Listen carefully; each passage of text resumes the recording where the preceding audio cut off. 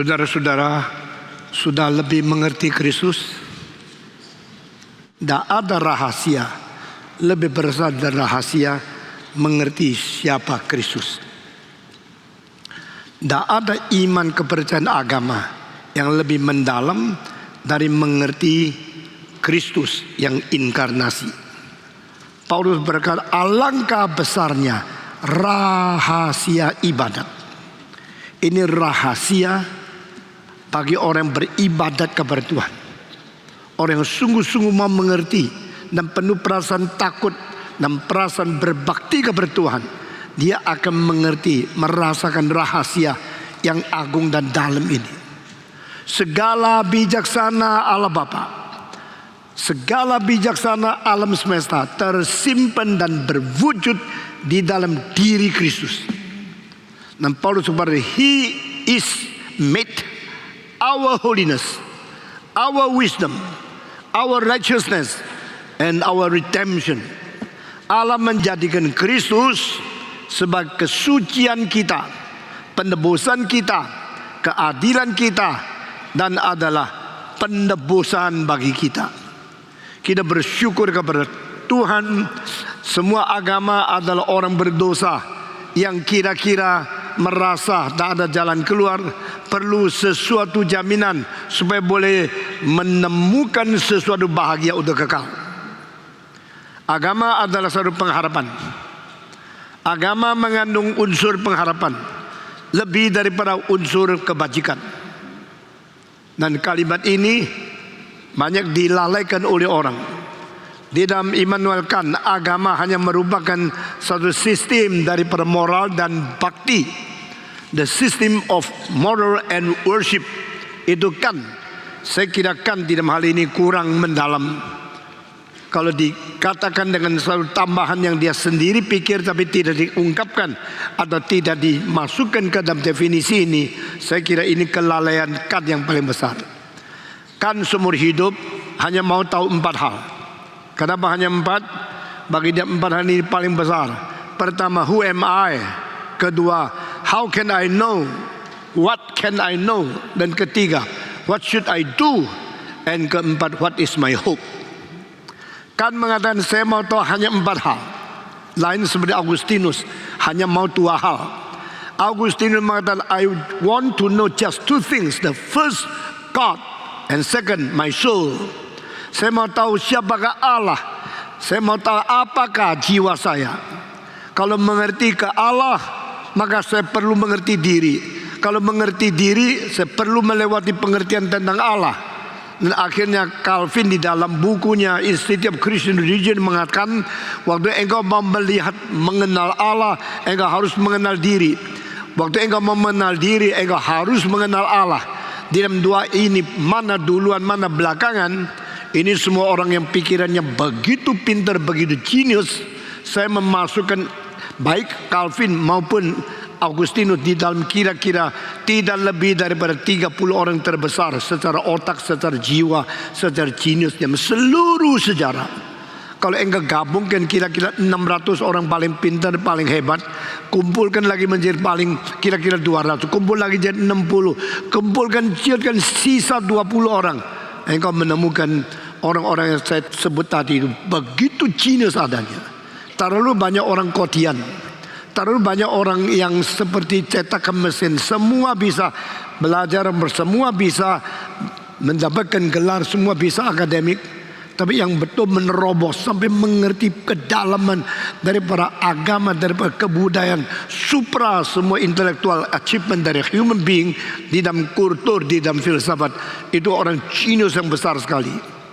Dan di sini to know God and to know yourself, to know God and to know human soul, ini 2 hal adalah yang ingin diketahui oleh si Augustinus. Lalu dia mengatakan, if you ask me what else, kalau engkau tanya saya apalagi selain 2 ini, I will tell you nothing else. I need not to know anything other than God and human soul. Saya hanya perlu mengetahui 2 hal ini. Semua itu sekunder, semua itu tidak penting, semua itu sepele-pele. To know God and to know human soul, to know Him and to know myself, to know the relationship between I, the created one, and my creator and my redeemer. Itulah pengetahuan di atas segala pengetahuan.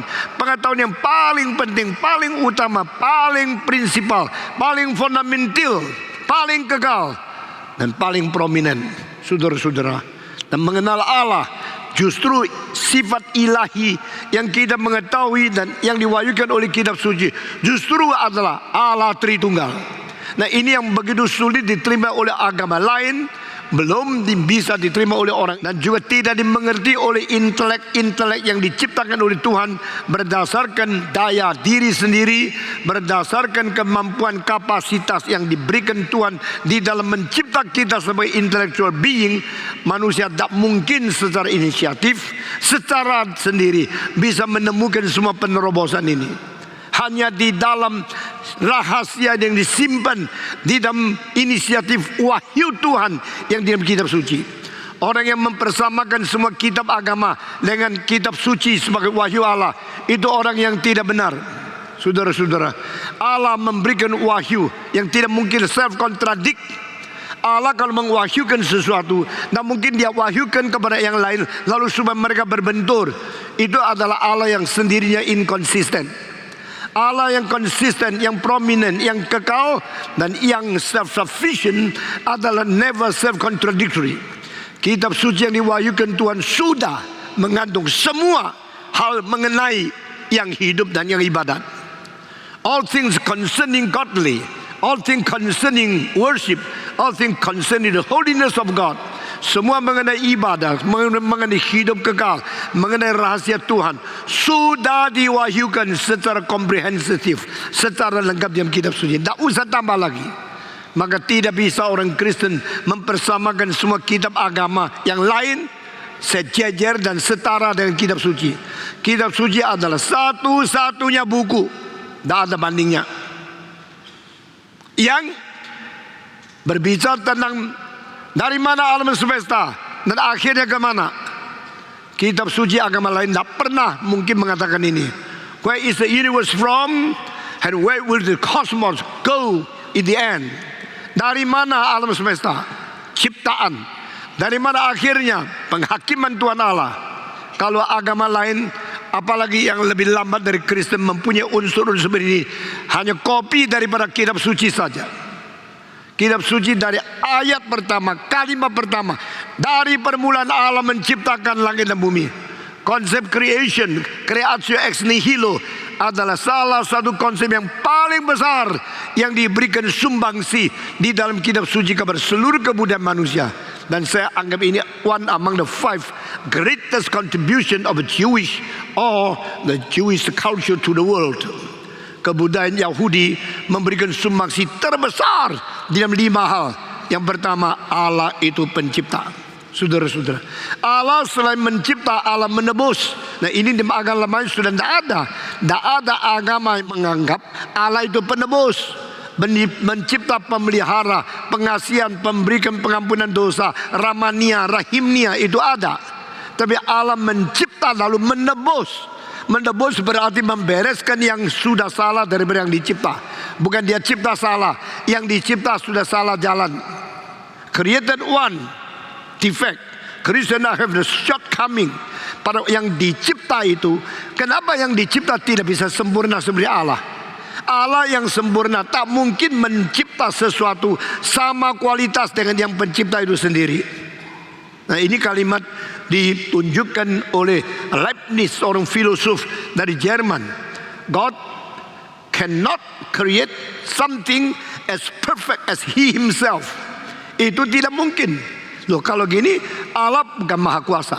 Kalau Allah maha kuasa, kenapa tidak mencipta sesuatu sama seperti sempurnanya Dia?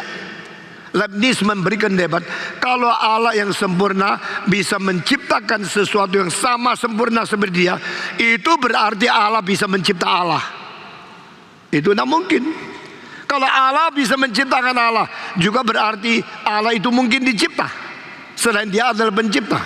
Nah, ini tidak bisa. Jadi Allah sang pencipta pasti menciptakan sesuatu beda kualitas dengan yang mencipta itu sendiri. That is the absolute necessity of the qualitative difference between the creator and the created things. Yang dicipta tidak boleh sama, setara, sederajat dengan yang mencipta. Yang dicipta pasti tidak mungkin sempurna seperti Allah. Tetapi di dalam yang dicipta semua ini, yang kemungkinan terbaik adalah dunia ini. This is the best possibly created world by Leibniz. Leibniz mengatakan ini dunia ini adalah dunia yang paling baik yang mungkin dicipta oleh Allah. Tak mungkin ada dunia yang lain yang bisa lebih baik dunia ini. Kalau engkau masih tidak puas di dalam dunia ini, engkau kira kau siapa? Engkau tidak puas dunia ini. Dunia ini tidak bagus. Orang mengatakan kalimat ini tidak pernah pergi ke dunia lain kok. Tidak pernah membandingkan. Lalu sudah mulai ngomel dunia ini kurang baik. Lu mau apa? Dunia ini tidak baik. Saya tanya, sudah berapa dunia lu pergi? Ini baju kurang bagus. Kau tahu, saya punya baju banyak yang bagus. Ini kurang bagus. Kalau dunia kurang bagus, dunia mana yang kamu pernah pergi? Tidak pernah kan? Cuma satu cerewet terus. Sudah dikasih segala sesuatu kenikmatan masih tidak puas. Maka Leibniz mengatakan, this world is the best possibly created world. And the creator is not created. The creator is far superior, far qualitative different, superior than the created world. Allah kalau menciptakan dunia yang bagi engkau tidak sempurna, bukan berarti Allah tidak sempurna sehingga menciptakan dunia yang tidak sempurna. Justru Allah yang sempurna tidak harus dan tidak seharusnya menciptakan dunia yang sempurna seperti dia. Karena yang dicipta sama yang mencipta harus mempunyai qualitative difference. Sekarang mau carinya apa? Sekarang mau carinya kesuksesan, kemakmuran, kekayaan. Ini adalah merosot decadence of Christian faith in our beloved country Indonesia. Sekarang generasi muda ini sudah dimanja sama pendeta-pendeta yang badan percaya Tuhan nanti dapat pacar bagus, dapat uang banyak. Itu racun yang menghantui dan penggerogotan dari racun untuk iman orang Kristen. Saya sekarang sudah tua, saya mau bikin lagi speak kedua dan menonjolkan banyak pemberita, pengajar, penceramah untuk menggarap generasi baru lagi. Saya sangat kecewa kalau engkau tidak bisa mempengaruhi lebih banyak anak muda untuk mendengarkan ceramah-ceramah yang penting seperti ini. Saya teruskan dengan kalimat tadi. Dengan demikian Allah sang pencipta dan dunia yang dicipta tengahnya adalah satu necessity, yaitu mutlak harus ada perbedaan kualitas. Lalu Allah yang mencipta mengadakan segala pemeliharaan kepada dunia dicipta, tapi memberikan hanya satu makhluk yang mempunyai kebebasan sebagai salah satu aspek daripada keseluruhan yang disebut peta teladan Allah. Bagi saya peta teladan Allah menjadi satu core yang penting untuk mengerti sifat manusia.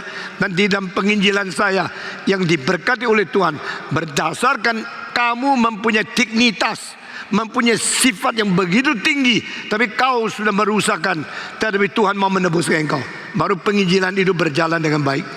Saudara-saudara, banyak hamba-hamba Tuhan dan pemberi-pemberita bukan memberikan satu pengharapan manusia boleh kembali kepada Tuhan, tapi memberikan satu pengkerjutan. Kalau engkau sudah berdosa, engkau di bawah hakim Tuhan, engkau perlu ditebus. Bagi saya, karena engkau memang mempunyai honor and glory, so dignified, so glorious, maka engkau harus kembali kepada Tuhan. Dan Kristus justru datang membereskan ini. So di dalam penciptaan Tuhan, urutan kedua adalah dia menebus. Yang dicipta kalau sudah menyeleweng, sudah salah, sudah ada kerusakan, sudah ada penyelewengan, dia membawa mereka kembali dengan mengirim Yesus Kristus dari dunia sempurna ke dunia yang tidak sempurna. That is redemption. Creation, kalau tidak redemption, creation will be very dangerous. Karena manusia dicipta untuk bisa melawan Tuhan, dan perlawanan terhadap Tuhan mengakibatkan binasa yang kekal. Sehingga manusia dicipta kalau sudah berdosa dan sudah salah, selama-lamanya tidak pengharapan. Redemption membalikkan semua. Karena ada redemptive planning of God, ada satu pentebusan di mana Tuhan membereskan yang dicipta yang tidak beres. Masih itu sebab ada pengharapan. Dan tadi saya mengatakan di dalam agama kan kelemahannya, dia sendiri mengetahui, I want to know what is my hope. Tapi dia tidak masukkan unsur ini untuk definisi agama. Bagikan religion is only a system of moral and worship. Saya menambah dengan with the eternal hope to have the bliss from God, to return to the dignity set by God, and the eternal planning promised by God to human being. Kalau pengharapan ini tidak menjadi titik teros, tidak menjadi titik akhirnya kita berjuang dan menjadi satu janji Tuhan yang memberikan jaminan kepada kita kekekalan, maka manusia hidup tidak ada arti. Itu sebab kenapa tidak banyak teologi, banyak pelajaran akademi akhirnya tetap menjadikan gereja makin lama makin menyusut, karena tidak memberikan pengharapan yang kekal, tidak memberikan janji Tuhan yang begitu utuh untuk membawa manusia kembali. Dan ini di dalam dignity of man, itu Kristus menjadi dasar kita. Dia adalah peta teladan Allah itu sendiri. Nah saudara-saudara, kita teruskan. Sekarang pengharapan itu berada di dalam Kristus. Maka Kristus kalau turun dari sana ke sini, maka dia akhirnya akan membawa sini ke sana. Kalau Kristus tidak bawa sini ke sana, dia tak perlu dari sana ke sini. Inilah bedanya Kristus dengan semua pendiri agama. Semua pendiri agama ada dari sini, dan dia tahu dia dari sini. Dia mengharapkan membawa kita ke sana. Tapi Yesus mengatakan, saya bukan dari sini ke sana, dan saya bukan sama seperti kamu dari sini lalu membawa engkau menuju ke sana. Saya mempunyai pengharapan, saya bagi pengharapan kepada engkau. Tidak, saya dari sana. Tapi saya pernah ke sini justru untuk membawa engkau ke sana kembali bersatu dengan saya setelah saya mengalahkan dunia. Nah ini Kristus, ini Kristologi. Jikalau Kristus yang dari Allah menjadi manusia mampu mengalahkan, menyelesaikan semua kerusakan, semua kehancuran, semua kegagalan, semua yang sudah menjadi perusak bagi kita, yaitu dosa, akan membawa kita ke sana, maka kemenangan Kristus menjadi kemenangan kita. Keberhasilan Kristus dibagikan kepada kita. Gereja ikut berbagian di dalam kemenangan Kristus. Maka pengharapan itu membawa satu jalan yang benar dan hidup, jalan yang baru untuk kita kembali kepada Tuhan. Saudara selalu menggabungkan pengharapan hari depan, the better tomorrow, hari depan yang lebih baik menjadi pengharapan kita, dan hari depan yang baik menuju kekekalan harus berasal dari kekekalan. Kristus yang dari kekekalan masuk ke dalam dunia sementara ini, membawa kita keluar dari dunia sementara menuju ke dalam kekekalan yang diizinkan oleh Tuhan, yang dijanjikan kepada kami melalui para nabi perjanjian lama dan penjelasan daripada para rasul perjanjian baru. Kita bersyukur kepada Tuhan. Allah sang pencipta, Allah Tritunggal, tidak bisa diterima. Kenapa kok Allah itu Tritunggal? Saya menjawab, menurut you Allah itu Esa. Saya juga percaya Allah Esa. Engkau percaya Allah Esa, saya percaya Allah Esa. Bukan saja demikian, setan pun percaya Allah Esa. Coba lihat di dalam Yakobus, setan pun percaya Allah itu Esa, tetapi sambil percaya sambil takut. Ada orang percaya Tuhan mau taat, ada percaya Tuhan karena takut. Saya percaya Tuhan karena saya mau menikmati agungnya Dia punya anugerah di dalam ciptaan, penebusan, pengwahyuan. Satu mungkin, tiga tidak. Tiga mungkin, satu tidak. Mengerti Allah Tritunggal harus mengerti Kristologi. Dia adalah Allah. Saya bilang kalau satu tambah satu itu tidak mungkin satu. Iya Pak, saya juga pikir begitu. Saya bilang, mengapa mesti Allah itu dimengerti satu tambah satu tambah satu? Kalau saya ganti satu kali satu berapa? Satu. Jadi Allah tidak perlu dimengerti satu tambah satu tambah satu. Boleh dimengerti satu kali satu kali satu. Iya ya. Kenapa boleh begini? Karena Allah bukan manusia. Engkau pakai caranya, limitasinya, bayang-bayangnya, metodenya manusia untuk diterapkan, dipaksa untuk Allah. Sudah salah. Wah, ini make sense. Ini masuk akal. Ya janganlah pikir Allah dengan corak pikiran manusia dong. Dia Allah kok. Bagaimana engkau bilang saya percaya pada Allah, tapi Allah harus sesuai dengan pikiran saya? Allah bilang, siapa kamu? Kamu dicipta mau paksa saya menjadi yang dicipta. kamu mengerti 1 tambah 1 tambah 1 itu 3, lalu mau mengerti alat Tritunggal itu 1, tak mungkin kau mengerti. Nah, saya menjelaskan lagi, kalau saya mengatakan ada satu titik di dalam matematika, titik itu ada. Titik ada di mana? Di dalam ide matematika. Titik tidak ada di dalam realita matematika.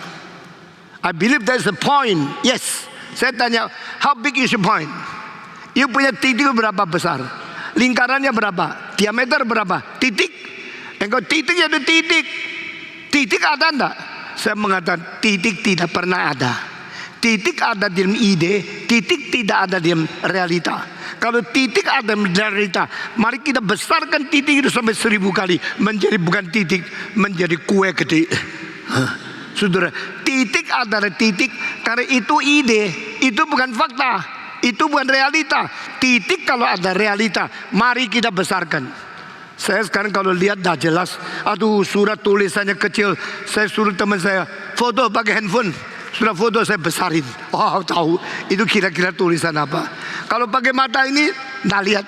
Pakai kacamata tetap lihat. Karena apa? Mata itu tua, orangnya tua, tetapi handphone muda. Jadi handphone bisa besar ya. Saya bisa lihat titik yang engkau bilang ada, coba besarin. Titik dibesarin sehingga ada panjangnya, ada lebarnya. Itu kan titik. Titik never happen, never exist. Titik exist in your idea. Titik tidak ada. Berapa titik? 1 titik. Di mana? Tidak ada. Ada enggak? Ada. Ada atau tidak ada? Ada. Ada di mana? Di ide. Ide bisa jadi fakta, tidak bisa. Tetapi ada titik kah? Kalau tidak ada kita ngomong tentang, ya ngomong tentang titik. Kalau titik itu bergerak, menjadi apa? Menjadi garis. Nah sekarang saya pakai ini tulisan di sini, saudara bisa melihat ya. Saudara-saudara, kalau di sini ada 1 titik, lalu titik itu saya kasih gerak, the move of a point becomes a line. Titik ini sekarang kalau bergerak menjadi 1 garis. Saya bilang, nah sudah ada toh? Tadi kan titik, sekarang ada garis, sudah ada. Saya bilang garis belum pernah ada. Garis kenapa tidak ada? Bisa ukur panjangnya? Bisa. Bisa ukur lebarnya? Nggak bisa. Karena apa? Karena garis kalau ada lebarnya itu bukan garis, itu namanya bidang ciut. Betul tak? Karena dia ada 1 garis, nggak ada lebarnya. Kalau lebarnya itu 1 bidang yang ciut. Bidang yang ciut kalau dibesarkan jadi bidang gede, nggak ada itu.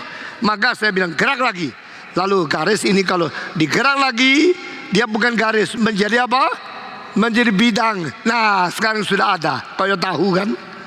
Ada panjangnya, ada lebarnya, ada gedenya. Saya bilang tetap tidak ada karena belum ada tebelnya. Nah kecuali sekarang dia gerak lagi. Titik gerak menjadi garis, garis gerak menjadi bidang, bidang gerak menjadi apa? Menjadi ruang. Kalau tidak jadi tidak karuan. Kalau dia sekarang bidang itu sudah gerak menjadi ruang.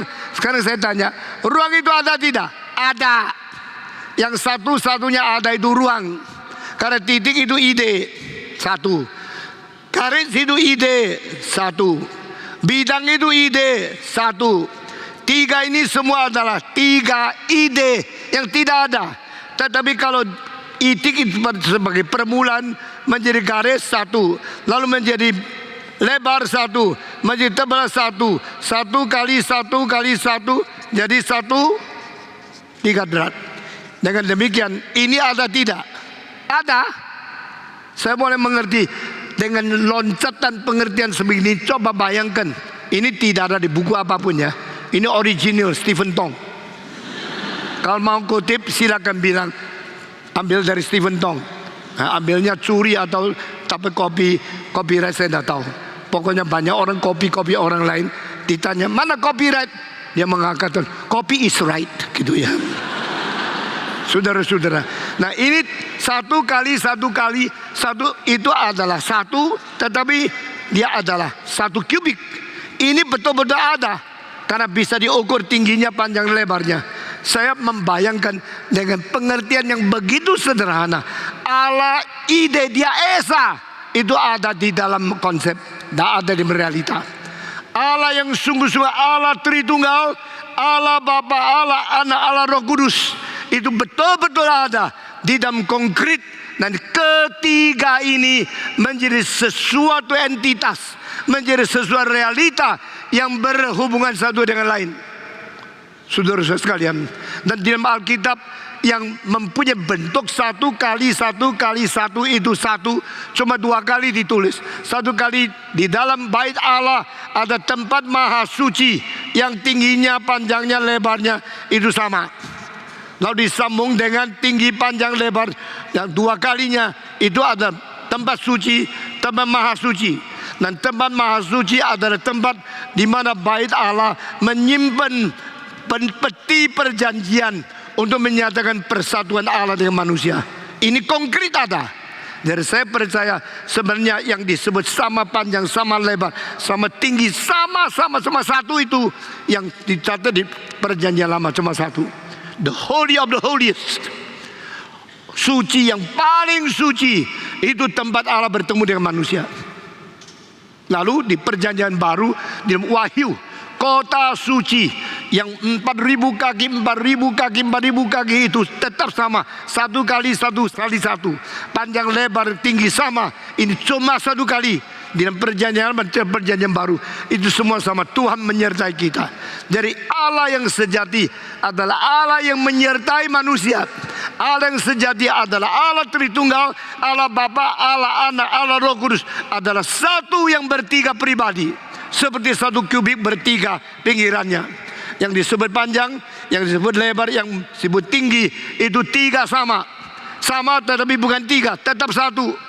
Jadi Allah Tritunggal itu dimengerti. Saya memberikan pengertian apologetika daripada matematika, daripada fisika, daripada aljabar dan sebagainya. Saya sekarang tidak menjelaskan terlalu banyak, tapi kita bisa mengerti 3 jadi 1. Ini caranya ciptaan Tuhan dari Sang Pencipta menaruhkan dia punya bijaksana di dalamnya. Sekarang saya di sini ada depan, di belakang ada belakang, depan, sini, belakang itu 1 garis.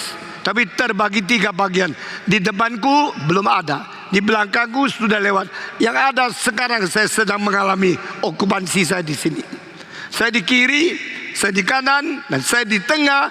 Saya berada dalam 1 garis. Ada kiri, ada kanan, ada tempat lokasi saya sekarang di sini. Saya di atas, saya di sini, saya di bawah. Dari atas, saya di sini sama di bawah. 3 menjadi 1 garis. Dan ketiga garis ini menjadi 1 ruang. Di tengah-tengah kanan kiri dan saya 1 garis.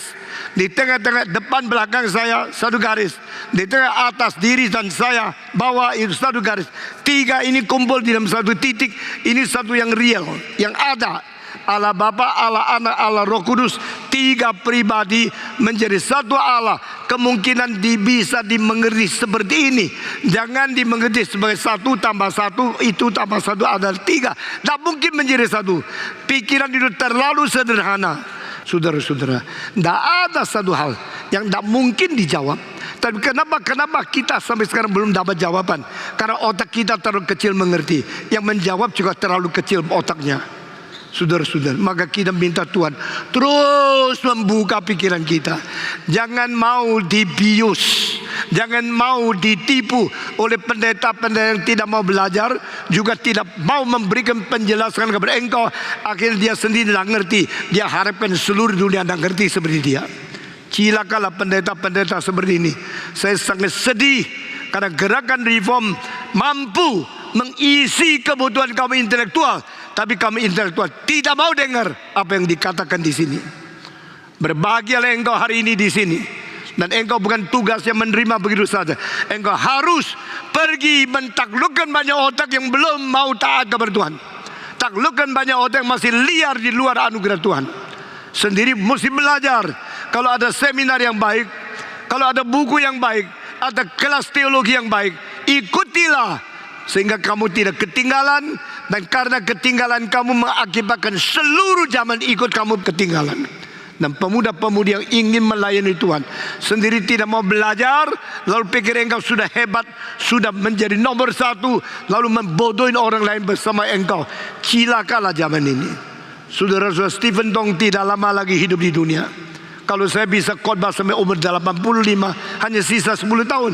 Kalau khotbah hanya sisa 5 tahun, 80 saya sudah mati. Kalau sisa hanya bulan ini, tahun depan saya sudah tidak ada. Tapi saya mau tahu generasi ini siapa yang meneruskan bagian apologetika yang begitu gigih, begitu berani, begitu bijak dan cerdas untuk menjawab pertanyaan-pertanyaan orang-orang yang menganggap diri pintar, saudara-saudara. Saya punya satu kitab suci. Kitab suci ini auto tidak? Auto. Kenapa? Dari lembar pertama sampai lembar terakhir tidak kurang satu huruf. Saya punya kitab suci sempurna tidak? Sempurna. Karena dari pasal pertama daripada Kejadian sampai pasal terakhir Wahyu lengkap. Saya punya seluruh yang diwahyukan oleh Tuhan. Lalu saya mengatakan kitab suci saya berapa biji? Engkau bilang 1. Saya tanya, engkau punya kitab suci? Saya juga punya. Engkau punya kitab suci sempurna? Sempurna. Dari pasal 1 Kejadian sampai Wahyu, semuanya daripada kitab suci engkau ada. Lalu saya tanya, kitab suci auto itu kitab suci berapa? 1. Saya punya satu kitab suci, engkau punya satu kitab suci. Dia juga mempunyai kitab suci. Lalu saya tanya, orang Kristen punya banyak kitab suci? Oh banyak. Orang Kristen kalau ada umpama 1.500 sampai 2.000 juta di dunia. Oh kita mempunyai 2.000 juta kitab suci. Tapi saya mengatakan tidak, orang Kristen hanya mempunyai satu kitab suci. Jawaban saya salah tak? Betul tak? Kamu 1, saya 1, dia 1. Berapa kitab suci? Loh, sudah 3. Saya benda. Kitab suci orang Kristen hanya 1. Tetap 1. Meskipun 3 jilid, 3, tetapi tetap 1. 1 yang dikatakan di sini bukan satunya jumlah volume. 1 di sini adalah quality. 1 ini adalah keutuhan dari kebenaran yang diwahyukan Tuhan, hanya 1. Orang Kristen hanya 1 kitab suci. Dan kitab suci yang 1 ini boleh dicetak berapa ribu juta, tetap 1 kitab suci. Allah Bapa pribadi Allah, Allah Anak pribadi Allah, Allah Roh Kudus pribadi Allah. Meskipun 3 pribadi, tetap 1 Allah. Dimengerti seperti kitab suci saya 1, kitab sucimu 1, kitab suci dia 1. 3 itu tetap tidak menjadikan kitab suci kita 3. Kita tidak mempunyai kitab suci, hanya 1 saja. Ngerti? Saya berkhotbah. Sebelum saya berkhotbah, khotbah ini di mana? Di otak saya. Setelah saya berkhotbah, engkau ngerti, engkau bawa pulang. Khotbah ini menjadi masukkan ke otakmu. Otak saya mempunyai 1 khotbah. Setelah saya khotbahkan ke dalam otakmu, otakmu juga mempunyai 1 khotbah. Khotbah yang 1 menjadi 2 atau tetap 1 khotbah? Jawab. Tetap 1 khotbah, tetapi sekarang 2 wadah. Khotbah itu ada di otakku, sekarang ada di otakmu. Engkau bilang masih ada 1, yaitu yang direkam mikrofon, lalu masuk ke dalam pita, lalu dimasukkan ke dalam mesin, di dalam kaset itu khotbah 1 lagi. Khotbah itu sama dengan yang saya khotbahkan tak? Sama.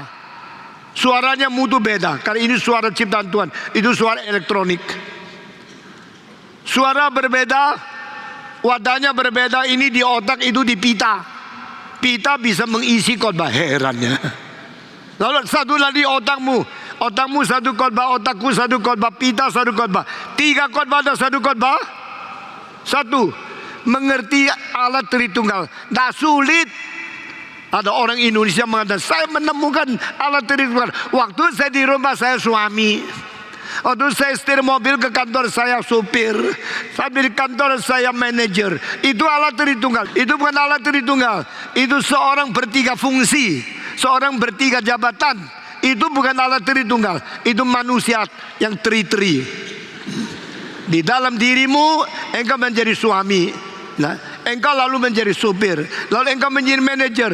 Engkau 1 pribadi, tetapi 3 jabatan, 3 pelaku, atau 3 itu objek, 3 fungsi engkau berada. Saudara-saudara, orang bilang Allah Tritunggal gampang dimengerti. Seperti air waktu beku menjadi es, waktu uap menjadi uap, dari vapor atau air liquid atau kubik, ice cube.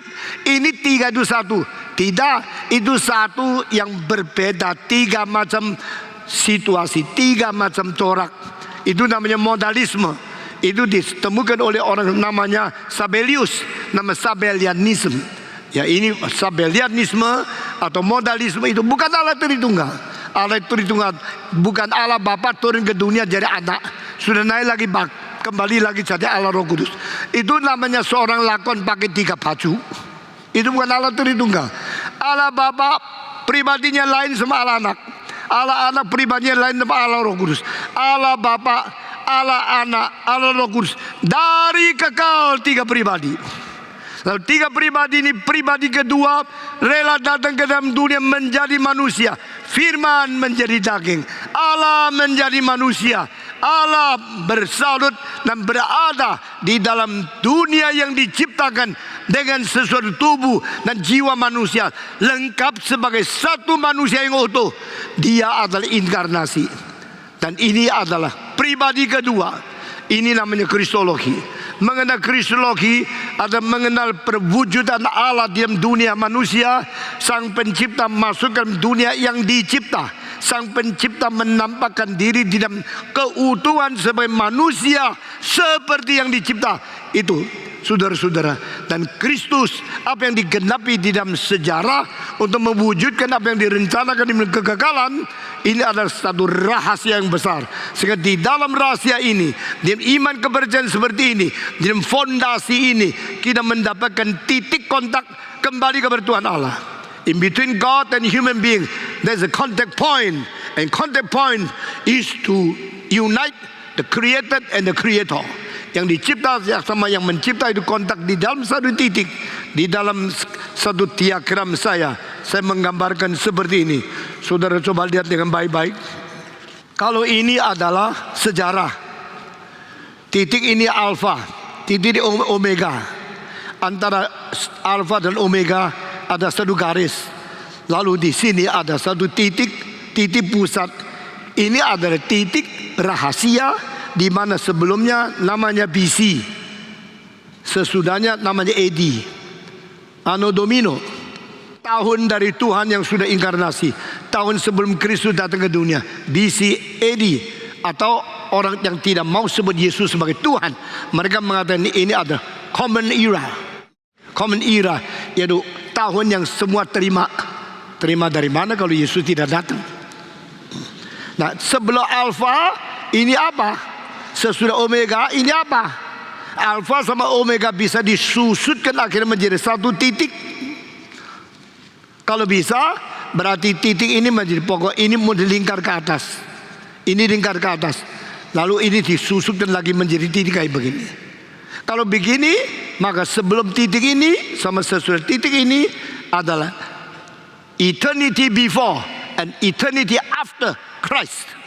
Sebelum Kristus bukan BC, tapi eternity before Christ, eternity BC, eternity AD. Ini semua diagram yang ada di buku mana.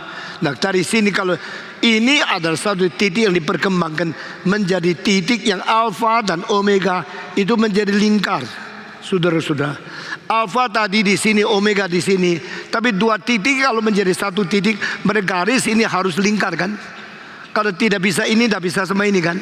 Kalau ini sama ini bertemu dengan satu, itu hanya satu kemungkinan. Si alpha join and connect with omega.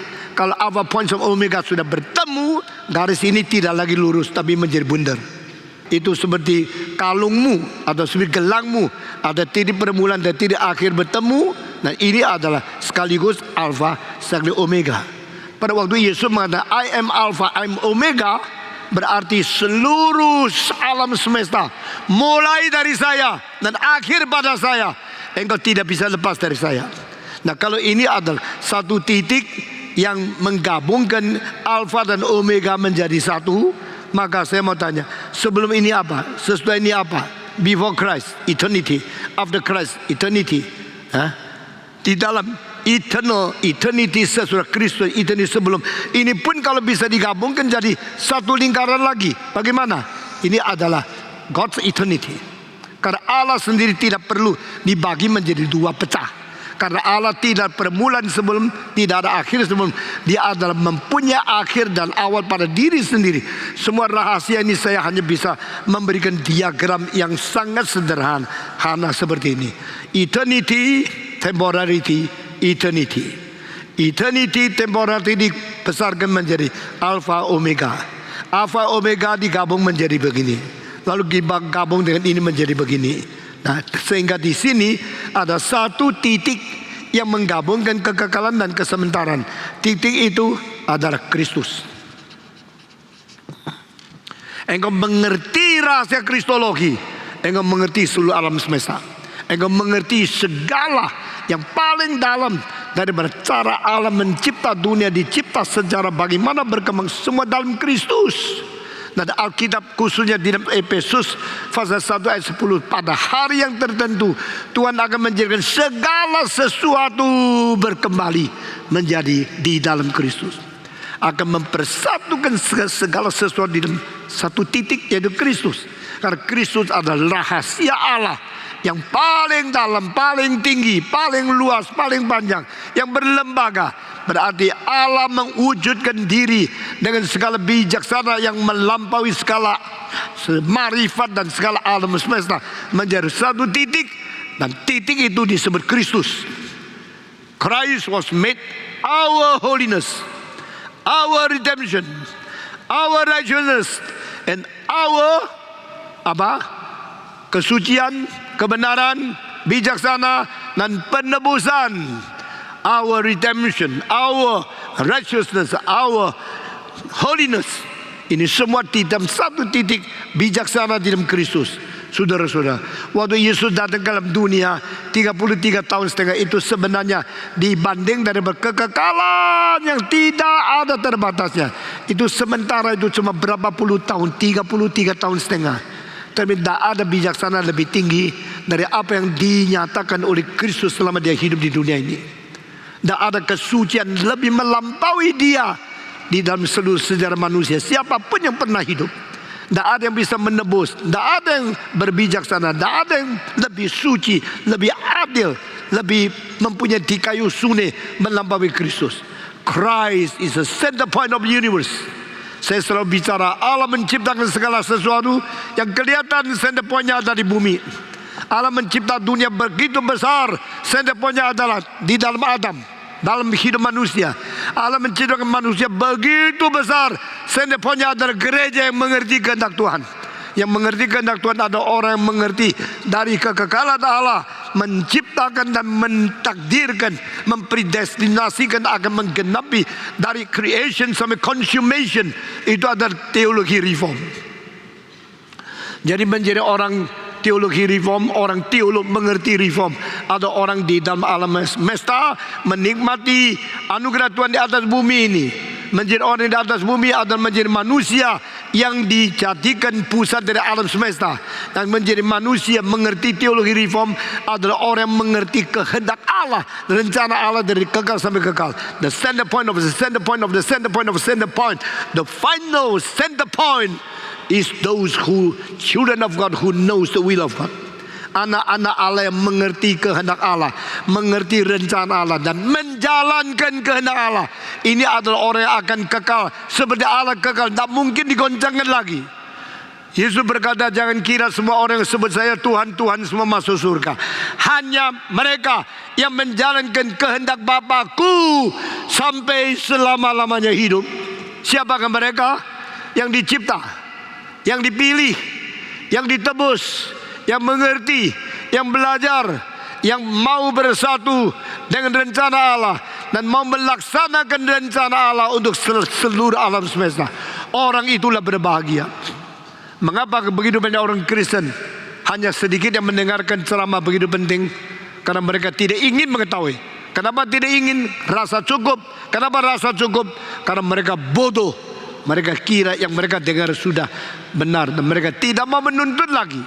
Itu sebenarnya hari ini kalimat pertama, berbahagialah engkau berada di dalam seminar seperti ini. Karena engkau bukan orang yang dicipta lalu menikmati anugerah Tuhan akhirnya mungkin dibuang oleh Tuhan. Engkau adalah orang yang dicipta akhirnya mau mengerti ciptaan dan mengerti penebusan. Mengerti ciptaan dan penebusan dua karya Allah yang terbesar hanya melalui karya ketiga, yaitu melalui pengwahyuan Tuhan kepada orang yang mau mengerti. Mereka mengerti bahwa Allah telah mencipta aku, Allah mau menebus aku, dan Allah memberikan wahyu supaya aku mengerti. Dari karya ketiga mengerti karya pertama, karya kedua. Setelah engkau mengerti, engkau bukan sedang menikmati, engkau mengatakan saya mau bersatu dengan Tuhan, saya mau taati Tuhan, saya mau menjalankan kehendak Tuhan. Yesus berkata, orang inilah masuk dalam kerajaan Allah. Jangan kira semua yang menyebut aku Tuhan, Tuhan masuk kerajaan Allah, kecuali mereka yang melaksanakan kehendak Bapakku di surga. Tidak ada orang masuk kehendak Allah. Tuhan memberkati kita. Itulah sebab mengerti kristologi dan akhirnya mau bersatu dengan Kristus, lalu menjadi budak daripada Kristus, menjalankan dan melaksanakan kehendak Kristus. Inilah orang menjadi butir mata Tuhan yang dipelihara untuk selama-lamanya. Saudara tahu tidak berapa bahagianya engkau boleh mengenal Kristus. Orang kalau sudah mengenal Kristus, hidup dia akan dipuaskan dengan pengertian yang begitu mendalam. Dan engkau rasa nothing more. Engkau mau apa lagi?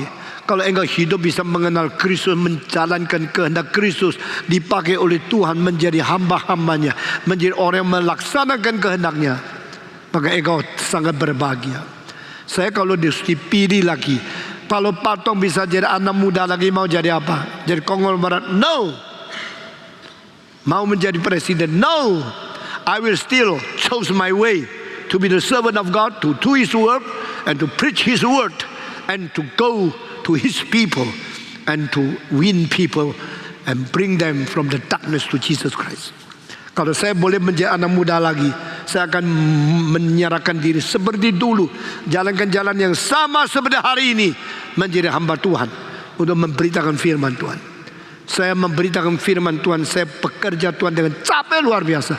Bagi saya capek itu nothing, pelayan Tuhan something. Bagi saya sudah tua, sudah kurang kuat, tidak apa-apa. Yang paling penting masih bisa dipakai Tuhan.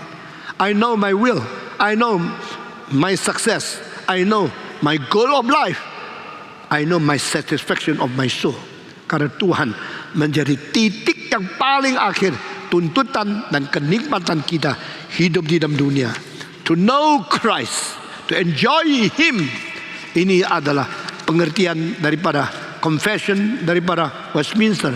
Apakah tujuan manusia yang paling besar? To glorify God and to enjoy Him. Kita hidup untuk memuliakan Tuhan, dan kita hidup untuk menikmati uang. Banyak orang mempunyai uang kan, tapi kenikmatannya tidak puas. Orang mempunyai Kristus, menjalankan kehendak Kristus dan menikmati Kristus, itu hidup paling berarti. Sayang banyak orang sudah dengar tetap tidak ngerti. Biarlah yang tidak ngerti, tidak ngerti. Yang ngerti-ngerti kita teruskan, saudara-saudara. Dan Kristus yang adalah oknum kedua Allah Tritunggal, dia turun ke dalam dunia menjadi Kristus yang kita sebut Yesus di dalam sejarah. Kristus yang kekal turun menjadi Yesus di dalam sejarah. Yesus di dalam sementara 33 tahun ini, satu oknum ini yang mempunyai dua sifat, sifat Allah dan sifat manusia. Dia menjadi contact point, dia menjadi mediator, dia menjadi mewakili Allah di hadapan manusia, mewakili manusia di hadapan Allah sebagai pengantara di tengah-tengah Allah dan manusia. Kita bersyukur kepada Tuhan, di tengah-tengah Allah yang tidak kelihatan dan manusia yang kelihatan ada Kristus. Mengenal kristologi, mengenal rencana Allah, berada di dalam Kristus, berada di dalam Allah, mendapatkan kemenangan yang diraih oleh Kristus, mendapatkan kemenangan yang diberikan oleh Allah. Masuk ke dalam Kristus, masuk ke dalam rumah Allah, kerajaan Allah, anugerah Allah, berkat dari Allah. In Christ, Allah cuma mengaku dua eksistensi. Satu eksistensi in Adam, kedua eksistensi in Christ. Kalau engkau berada di Adam, engkau binasa seperti manusia berdosa akan dihakimi Tuhan. Kalau engkau berada di Kristus, engkau mencapai kemenangan, kebangkitan yang diraih oleh Kristus dan akan bersama dengan Tuhan untuk selama-lamanya. Di hadapan Tuhan Allah cuma ada dua eksistensi, and Adam and Kristus. Saudara-saudara, engkau berada di Adam atau berada di Kristus. Orang yang berada dan sudah menikmati segala anugerah yang diraih dan dimenangkan oleh Kristus dan mempunyai pengertian kepada anugerah ini, orang berbahagia. Itulah sebab kita belajar Kristologi. Tidak berarti yang sudah belajar Kristologi sudah menikmati segala sesuatu di dalam anugerah Kristus. Sama seperti orang yang sudah mengalami kemenangan di Kristus, tentu dia mengerti bagaimana Kristus menang. Kedua ini kalau bersatu baru bahagia. To know and to experience. To know is cognitive. To experience is your own personal life. Saudara-saudara, to know Christ and to enjoy Him. Dua kalau bersatu baru hidupmu puas. Petrus di dalam bukunya 2 Petrus pasal 3 ayat terakhir, majulah di dalam pengertian dan anugerah. If you know Christ but you are not in the grace of Christ, you will be disappointed. Saudara-saudara, tapi kalau engkau berada dalam pengertian tentang Kristus, sekaligus mengalami anugerah Kristus, engkau akan mendapatkan hidup yang paling limpah dan penuh dengan pengharapan, penuh dengan kenikmatan. Itu sebab majulah di dalam anugerah dan majulah di dalam pengertian. Saudara-saudara, Tuhan mau kita mempunyai pengertian kebenaran dan mempunyai pengalaman anugerah. Karena inkarnasi, firman menjadi daging, hidup di tengah-tengah kita. Kita penuhnya menerima kebenaran dan anugerah. We enjoy both the knowledge of the truth and the experience of grace. Sama seperti apa yang Paulus katakan, Petrus katakan, Kristus katakan. Kita berada di dalam anugerah dan kita sadar anugerah yang kita terima. Kita mengalami anugerah yang segar dan kita mengerti anugerah itu begitu penting. Dua ini menjadikan iman kita bertambah. Dan Paulus berkata, I know whom I believe. In belief I experience. In knowing I understand. Saya mengerti apa yang saya alami. Saya mengetahui apa yang saya terima. Saya beriman dan saya mengerti apa yang saya imani. Ini berkat dari Tuhan. Saudara-saudara, Kristus dari Allah yang tidak terbatas masuk ke dalam dunia menjadi manusia yang terbatas. Apakah ini tidak mungkin? Saudara-saudara, dari manusia menuju ke sana ini tidak mungkin karena manusia terbatas. Dari yang terbatas kita mau menerobos kepada yang tidak terbatas, ini tidak mungkin. Tetapi dari yang tidak terbatas mau datang kepada yang terbatas, ini mungkin. Kemungkinan hanya dari sana ke sini, bukan dari sini ke sana. Kelemahan semua agama adalah dari yang terbatas, yang berdosa, yang tidak layak, ingin menerobos, lalu harap boleh mencapai ke situ. Agama apapun, mereka sadar di dunia ada dosa. Lalu saya ingin keluar dari dosa dunia ini menuju kepada Allah yang tidak berdosa. Siapa yang memberitahu engkau layak? Siapa yang memberikan engkau sanggup? Siapa yang memberikan kualifikasi engkau boleh datang kepada Allah dengan keadaan begini? No hope, no possibility. Tidak ada orang sanggup, tidak ada orang mungkin datang kepada Allah. Kenapa? Engkau hanya orang berdosa, harus mati. Tetapi kalau dari sana Allah yang suci mau datang menolong kita, mau menyelamatkan kita, ini mungkin. Maka the way, jalan itu hanya satu sumber, bukan dari manusia. Waktu jalan itu dari sumber itu, lalu yang umumkan dari sana, I am the way. Tema hari ini, aku jalan kebenaran dan hidup. Kalau saya hanya khusus di dalam 3 istilah ini, saya perlu kira-kira 5 jam untuk menjelaskan apa artinya jalan kebenaran dan hidup. Karena terlalu limpah. Saya sudah kasih tambah engkau. Tema ini kalau saya ceramahkan dengan detail dan seluruhnya, saya mungkin 10 jam dah cukup. Seumur hidup tugas saya memberitakan Injil, memberitakan Kristus. Itu isinya, intinya, dan semua intisarinya begitu banyak. Kita mengelilingi lebih 117 kota membicarakan tentang Kristus dan Injilnya. Banyak kota yang banyak lain, tidak habis-habis. Apalagi dalam hari ini mau selesaikan Kristologi tidak gampang. Sekarang tangkap dulu yang mengatakan I am the way, hanya satu orang. The way artinya the only way. Kedua, with the person. Yesus Kristus ada jalan itu, jalan satu-satunya itu. The only way, not ways. Yesus tidak mengatakan akulah jalan-jalan sami mawon semua bineka tunggal ika. Begitu banyak jalan semua ketemu kepada satu. No, I'm the way. Aku adalah satu-satu jalan itu. Yang kau di agama cari-cari semua salah. Semua tidak kembali kepada only but by me. Kalau engkau tidak melalui aku, tidak kembali kepada Bapa. I am that way. Aku adalah jalan itu. Dan jalan itu dari manusia. No, I come from Father. I enter into this world. And I will depart from this world and return to my Father. Yohanes 16:28, Yesus berkata, aku dari Bapa dan aku masuk ke dunia ini. Saya keluar dari dunia kembali ke Bapa lagi. Dari sana ke sini, lalu dari sini kembali ke sana. One way, two direction. Satu jalan, dua arah. Lalu lintas. Bukan lalu lintas, datang pergi. Dia datang dari sana, dia kembali ke sana. Tidak ada orang one way dari sini ke sana. Semua pendiri agama ikut saya bawa engkau. Mau ke mana? Ke situ. Mana? Tuhan. Aku membawa engkau ke Tuhan. Engkau pernah ke situ? Ya belum. Kapan mau situ? Sekarang. Melo aku. Ikut saya bawa engkau ke situ. Kamu sendiri tidak pernah pergi. Lalu saya tidak tahu bensin lu cukup tidak.